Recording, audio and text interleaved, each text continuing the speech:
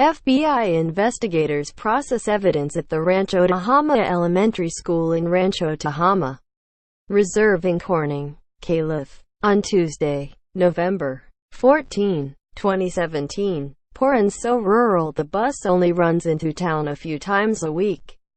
A rambling community southwest of Red Bluff faces a long road to recovery after a disgruntled gunman killed 6 and wounded at least 9 people, many of them children, this week. The poverty rate is very high in that area, has needed help before this tragedy, said Amanda Sharp, Director of Tehama County Social Services and Community Action.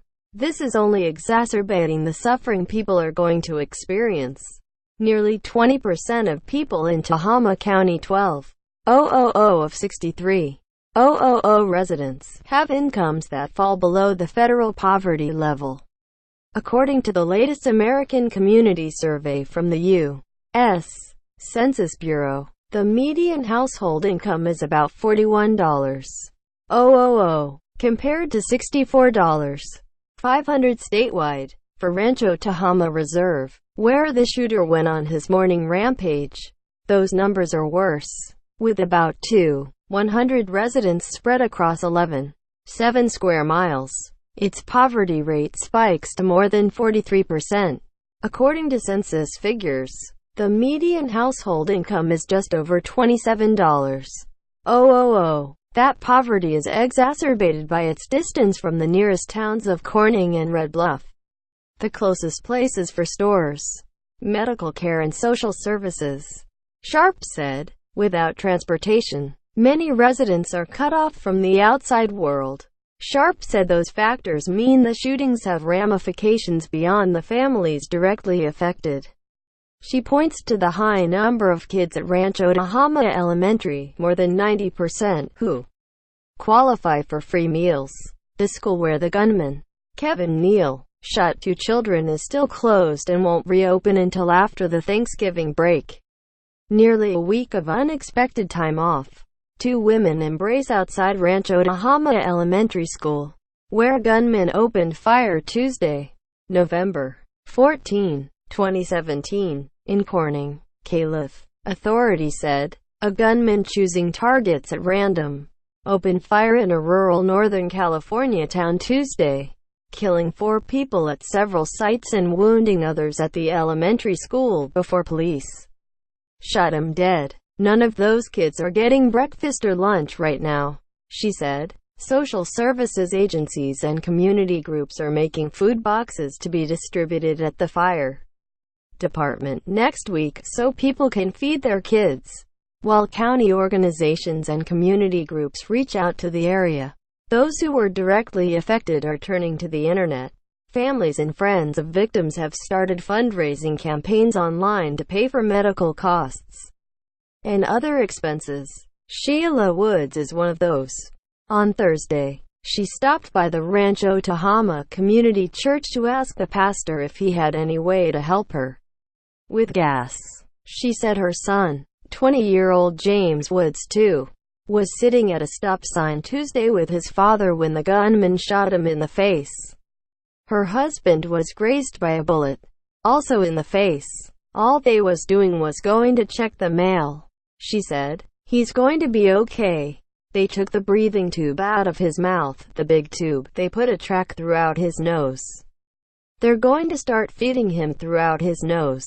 He's going to have a lot of surgeries to go through because his face is pretty bad. She said her family doesn't have a lot of money, and James II has 2 young children. She's unemployed, so they've started an online fundraiser to ask for help. So far, it has raised $825. Alejandro Hernandez is another victim, the youngest, who remains in the hospital.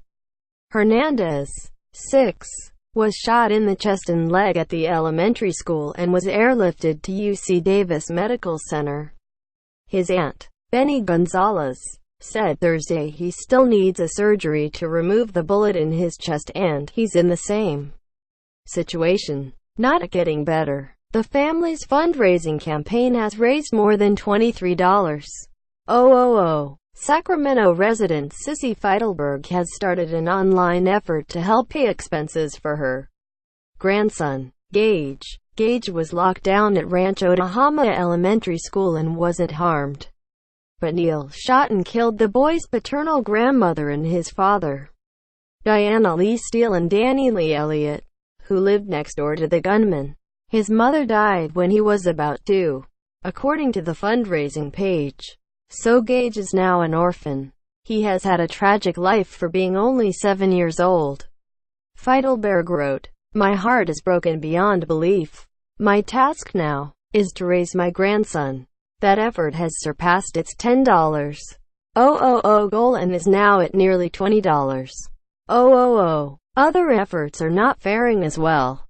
Sarah Monroy started a page for Francisco Cardenas, the husband of her cousin, who was shot in the leg and up through the groin, striking an artery. By Thursday evening, it had raised only $530 of a $5,000 goal. Cardenas had been on his way to the post office that morning and pulled to the side of the road when he heard police sirens.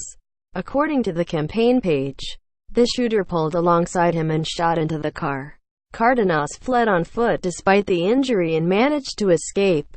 He was later airlifted to Mercy Medical Center in Redding, where he underwent surgery. The last update said he was breathing on his own but is still hospitalized. As Neil drove through the area, he also overtook the Famathep family, who also have a campaign page. Tiffany Famathep was driving her 3 boys, Johnny, 10, Jake, 7, and Nikos, 2, when Neil fired into her truck. Tiffany Famathep's sister-in-law Karen said on Facebook that Mama Bear mode turned right on when everything happened, and Tiffany attempted to shield Johnny, who was riding in the front passenger seat. According to an account on the family's GoFundMe page, the boy was still hit twice in his calf. Jake, in the back passenger seat, was struck in the foot. Nikos was cut from flying glass. Tiffany was hit 5 times. One shot hitting her intestines and another in her shoulder. She also remains hospitalized and the fundraiser has brought in $6,255 of a $70,000 goal as of Thursday evening. Quote, single quote, T.O. having to hold from this day forward. For better, for worse, for richer, for poorer, in sickness and in health, to love and to cherish, till death us do part. According to God's holy law. And this is my solemn vow. Feeding wife through a straw made these words powerful. Johnny Famathep posted on his Facebook page Wednesday. Famathep's Facebook profile says he studied at American River College and was a military policeman in the Air Force. Troy McFadden was also severely wounded when Neil forced his car off the road, then pulled over and chased him and his wife down as they tried to run. Neil killed McFadden's wife Michelle and shot him in both legs. The gunman then walked up to Troy with gun raised in attempt to take one final shot. Troy pleaded that he would certainly bleed to death and that shooting him again would not be necessary. The shooter at that point left Troy to bleed to death and proceeded towards the local elementary school. The campaign page said. Sharp said the North Valley Community Foundation, a nonprofit group in Chico, has also started collecting donations for all residents in the area via its Facebook page.